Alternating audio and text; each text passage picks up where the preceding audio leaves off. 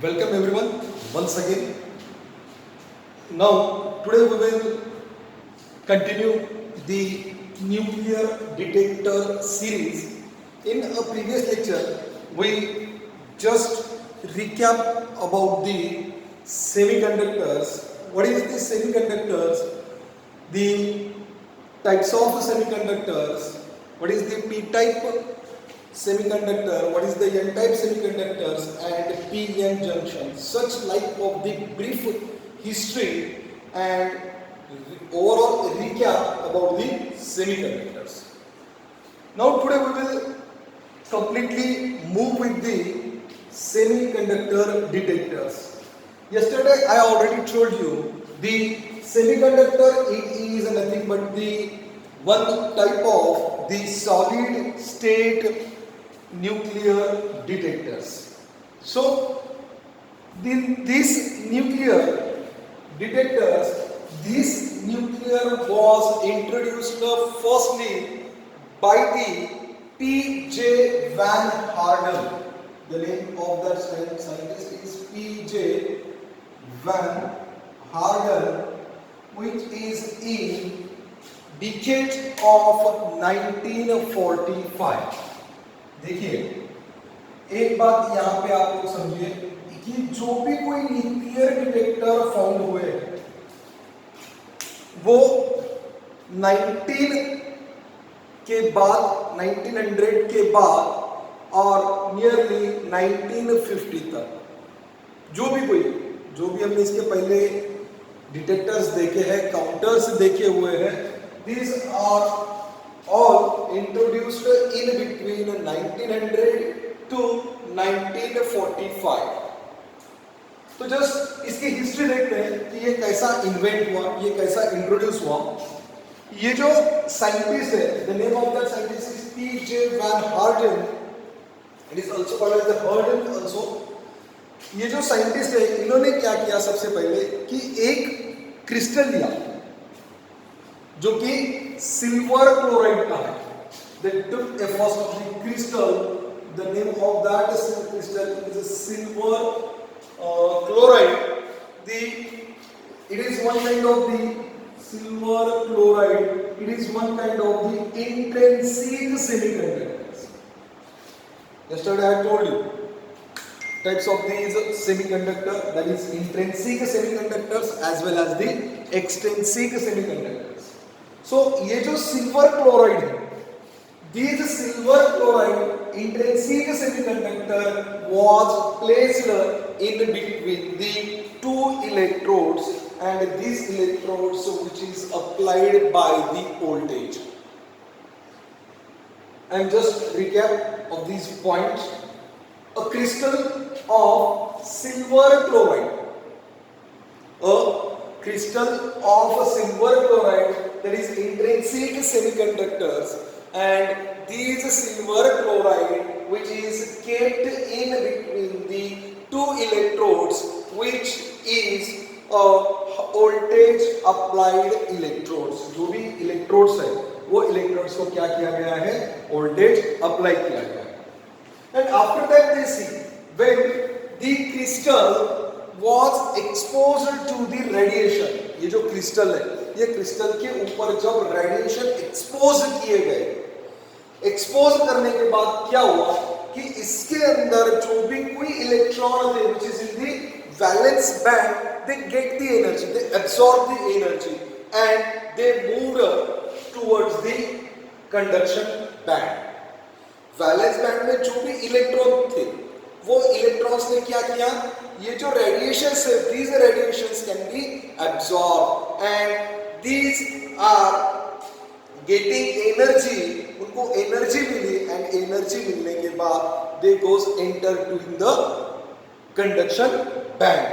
So जब वो conduction band में गए, वैलेंस बैंड में से जब वो कंडक्शन बैंड में गए, at the time they use the holes.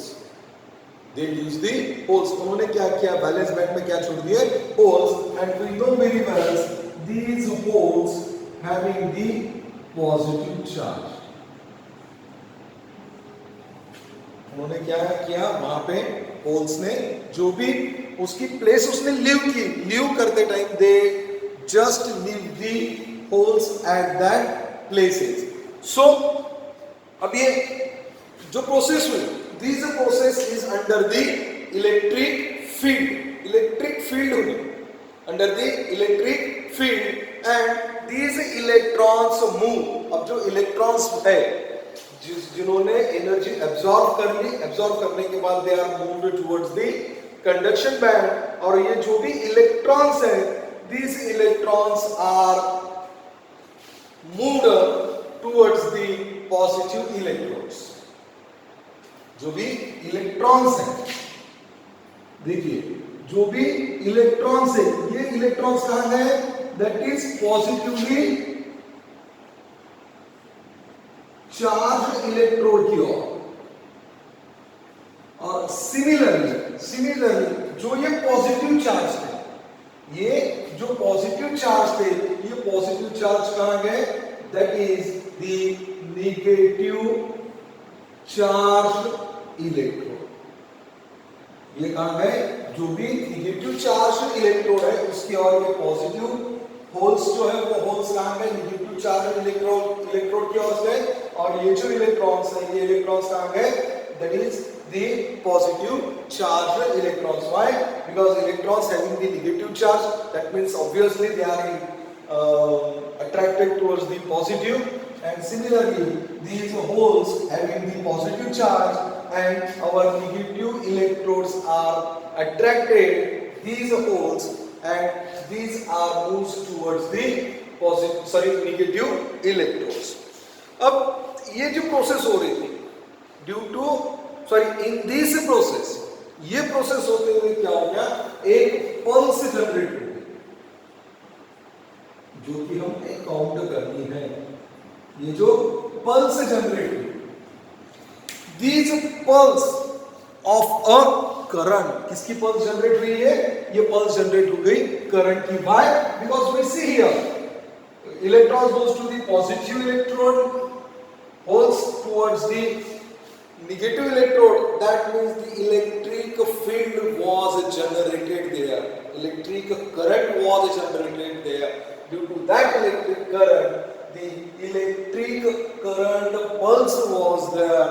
So ये जो इलेक्ट्रिक पल्स जनरेट होगी, जो भी पल्स इलेक्ट्रिक करंट की जनरेट होगी, it is equivalent to the number of electron transferred to the covalent bond or the conduction band. देखिए क्या बोल रहा हूं मैं?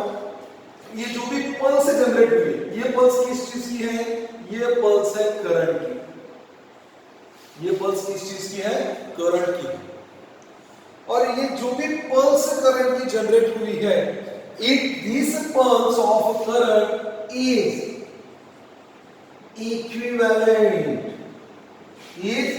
equivalent to the number of electrons which is moved towards the conduction band. जब ये electrons किसके?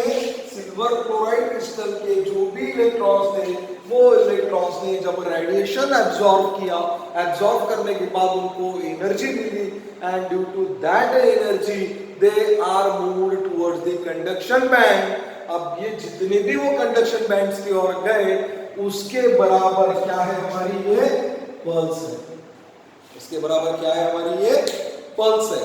सो ये हो गया पीजे वैन हेरिंग का एक्सप्लेनेशन कि उन्होंने क्या हमें दिखाया, उन्होंने क्या इन्वेंट किया. But one of these criteria, several reasons how to limitations. इसके अंदर जितने भी हम लोगों ने सिल्वर क्रिस्टल हो गया, उसके बाद जो कि इलेक्ट्रॉन रिलीज हो गए, जो कि होल्स उसने वहां पे लीव किए, ये सब देखते वक्त कुछ लिमिटेशंस आए, बहुत सारे रीजंस आए कि ये जो सिंपल सॉलिड स्टेट काउंटर है, इसको रिमॉड्यूलेट करने की जरूरत आई. एंड ड्यू टू दैट रिमॉड्यूलेशंस, तो वहां पे एक बात ऐसे समझ में आई कि कि जब आप इसके अंदर एक जंक्शन प्रोवाइड करोगे तो ये और ज्यादा सिंपली और ज्यादा ट्रस्टेबल यहाँ पे वर्क होगी। तो ये जो डिटेक्टर है, ये डिटेक्टर के अंदर हमें क्या यूज करना है अब, दैट इज दी जंक्शन। तो वो जंक्शन कौन सा होगा, ऑब्वियसली वो जंक्शन तो सेमीकंडक्टर का ही होगा। तो जो जंक्शन हम लोगों ने कल पढ़ा था, दैट इज पीएन जंक्शन और NP junction, such kind of the junction was introduced here, and this junction is completely based on the impurity. That means we know, just remind yesterday's lectures, what is the definition of extrinsic semiconductor? Adding impurity in the intrinsic semiconductor, that is called as the extrinsic semiconductor. तो हमने जो ये silver chloride वाला intrinsic semiconductor हमने जो दिया था, वो हमें क्या करना पड़ेगा, अब यहाँ पे रिप्लेस करना पड़ेगा। Why? Because of the junction. Because of the junction. Junction कौन सा बनाना है हमें, that is PN और NP जंक्शन हमें यहाँ बनाना पड़ेगा। ये जो जंक्शन है, ये जंक्शन ये क्या है, टाइप ऑफ सेमीकंडक्टर है। ये कौन से टाइप्स है, दैट इज एक्सटेंसिव सेमीकंडक्टर्स के। ये क्या हो गया, हमारे टाइप्स हो गए। तो देखते हैं कि इसके अंदर अब सेकंड फॉर्मेशन क्या हुआ। सो लेट्स, अब ये होगी थी फर्स्ट, इसने काम किया था ये, दैट इज पीजे वैन गेंडेफ काम किया था इन द 1945। तो अब हम देखते हैं कि फर्स्ट जंक्शन यूज करके, जंक्शन के हेल्प लेकर जो डिटेक्टर डेमोन्स्ट्रेट किया गया था, the name of that scientist is KG Mackey. KG Mackey, and it is in the 1949। देखो फिर से हम कहाँ घूम रहे हैं, हम घूम रहे हैं 1900 से 1950 के बीच में।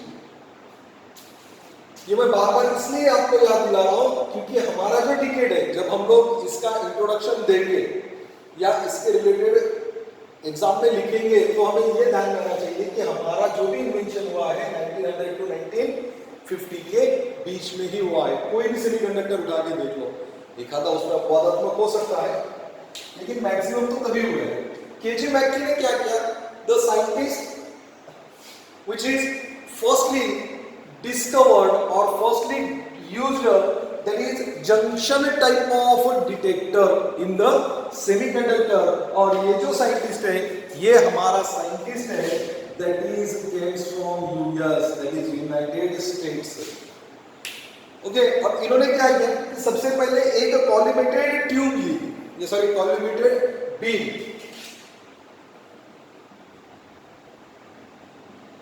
कॉलिमेटेड बीम। अब ये जो कॉलिमेटेड बीम है, ये किस चीज की है, a collimated beam of alpha particles. It is highly energetic particles. And ये जो अल्फा पार्टिकल ले लिया उन्होंने, हाईली कोलिमेटेड बीम का, collimated beam of the alpha particle which is allowed to pass, और which is allowed to fall on the NP germanium junction. देखो क्या कहा मैंने, a collimated beam of alpha particle, alpha particle, ये क्या किया इन्होंने, फॉल किया, अलाउड टू फॉल किसके ऊपर, that is NP germanium junction. इसके ऊपर फॉल किया इन्होंने, ये एनपी जर्मेनियम फंक्शन के जंक्शन के ऊपर उन्होंने ये फॉल किया, and he showed that the nearly whole energy, not whole, that is complete, the complete energy of the alpha particle which is absorbed in it। Total जो भी energy थी जो भी अल्फा पार्टिकल की जो एनर्जी थी वो अल्फा पार्टिकल किसके ऊपर फॉर्म किया हमने, that is NP germanium junction के ऊपर, और इसकी सारी की सारी एनर्जी, पूरी की पूरी energy which is absorbed by the NP germanium junction and it is utilized in producing a whole pair electron कहा थे हम लोग, दैट इज जो भी एनर्जी इसने एब्जॉर्ब की है, जो भी एनर्जी इसने एब्जॉर्ब की है, वो absorb energy was utilized to produce the pair, utilize the pair, किसके pair, that is hole and electrons के पेयर, एंड वो इलेक्ट्रॉन होल पेयर जो कि जंक्शन के पास उसने प्रोड्यूस किए, it is nothing but the one kind of the average energy which is required to a very small in a comparison. बोलो तो क्या है ये, सिंपली मैं आपको इसको जस्ट एक्सप्लेनेशन देता हूँ कि एब्जॉर्ब करने के बाद जो भी एनर्जी आई, जो भी एनर्जी उसने एब्जॉर्ब की, वो एनर्जी उसने किसमें लगा दी, इलेक्ट्रॉन्स एंड होल के पेयर्स प्रोड्यूस करने में लगा दी, किसके अक्रॉस, वो जंक्शन के across. Why? Because we are just for the collimated ring of alpha particle on the junction. ये जंक्शन के पास जो भी उसने पेयर बनाए एनर्जी को लेकर, उसके बाद वहां पे क्या हो गया, one kind of the maximum energy will be required बनी वहां पे, एंड वो एनर्जी की वजह से वहां पे इलेक्ट्रिक करंट प्रोड्यूस हो गया, and it is a very small, तो बहुत कम इसमें वो इलेक्ट्रिक एनर्जी वहां पे प्रोड्यूस हो गई, कम एनर्जी प्रोड्यूस, कितने में हो गई वो, नियर अबाउट 3 इलेक्ट्रॉन वोल्ट, और उसको बनाने के लिए हमें कितनी लगती है, 34 इलेक्ट्रॉन वोल्ट लगती है. बोले तो कंपैरिजनली क्या हो गया, ये बेस्ट काउंटर यहाँ पे प्रोड्यूस हो गया. दूसरे के कंपैरिजनली ये जो सेमीकंडक्टर डिटेक्टर है, ये सेमीकंडक्टर डिटेक्टर यहाँ पे क्या हो गया, अच्छी तरह से प्रोड्यूस हो गया. उसने ये जो एक्सप्लेनेशन यहाँ पे दिया था, ये एक्सप्लेनेशन बहुत ही फायदेमंद आ गया. ये एक्सपेरिमेंट बहुत अच्छे तरीके से उसने एक्सप्लेन किया. Due to that this experiment was accepted at this time, at this time, not at, अभी उसमें और चेंजेस होने वाले हैं, वो एक्सेप्ट कर लिया गया. एंड उसने एक बात यहाँ पे बता दी कि जो भी एनर्जी है, जो भी एनर्जी जनरेट हुई है, this energy does not depend greatly upon the species of particle. जो भी कोई पार्टिकल्स है, वो पार्टिकल्स के ऊपर इसकी जो एनर्जी है, वो एनर्जी डिपेंड नहीं होगी, बट ये जो पार्टिकल है, वो पार्टिकल्स के 3 गुना, ग्रेटर देन दी 3 टाइम्स लार्जर, उसका जो एनर्जी बैंड गैप है, उसको यहाँ पे वो बताती है. तो ये जो हो गया सेकंड वन, केजे मैक की, इसके पहले हमने 1945 में देखा. अब उसके बाद और एक पॉइंट यहाँ पे आता है. वो कौन सा पॉइंट आता है कि अब हम जाते हैं 1957 की ओर. देखो बहुत दूर है हम लोग, अब 50 तक थे, अब 50 से 57 तक चले गए. तो in 1957 the scientist, there was the 2 scientist in 1957. कितने साइंटिस्ट हैं आप, 2 scientist. The first name of that scientist is JD Meyer. First name of that scientist, that is JD Meyer. और the second one name of the scientist is B Gossick. Name of is that B Gossick. ये 2 scientist, एक JD Meyer और दूसरा जो है वो है B गैसिक. और इन्होंने क्या किया, it showed that the size of the output pulse, size of the output pulse was proportional to the alpha particle. He showed that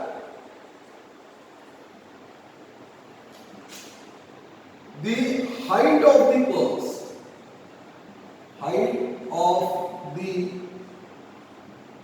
pulse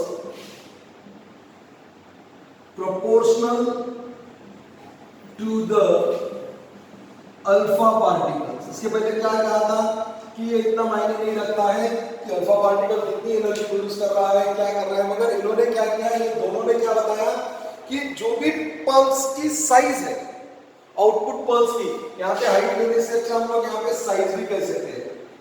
size of the pulse, जो भी आउटपुट की जो भी साइज होगी, show that the output size of the pulse which is proportional to the alpha particles। तो ये क्या होगा, इन्होंने क्या कहा कि जो भी एनर्जी आएगी, अल्फा पार्टिकल की जो भी एनर्जी रहेगी, उसके अकॉर्डिंग तुम्हारी जो भी आउटपुट की पल्स आएगी वो पल्स होगी। सो ये जो सॉलिड स्टेट डिटेक्टर्स है, ये सॉलिड स्टेट डिटेक्टर्स अब हमें ध्यान में आता है कि ये जो सॉलिड स्टेट डिटेक्टर्स है, ये किसके जैसा काम कर रहा है, it is work as like the ionization chamber. It is completely the one kind of the ionization chamber. क्यों? क्योंकि आयोनाइजेशन चेंबर्स में हम लोगों को भी एक आइडियल पल्स मिली थी, और यहाँ पे भी हमें क्या मिल रही है, एक आइडियल पल्स मिल रही है। सो ये हो गया यहां तक। अब कुछ सॉलिड स्टेट मटेरियल्स जो भी हम लोग इसमें यूज कर रहे हैं, उसके कुछ प्रॉपर्टीज है कि किस टाइप के सॉलिड स्टेट के मटेरियल से हम लोग सेमीकंडक्टर डिटेक्टर्स को फाइंड आउट कर सकते हैं। दैट इज द प्रॉपर्टीज, आपके सिलेबस में भी दिया हुआ है, दैट इज द प्रॉपर्टी।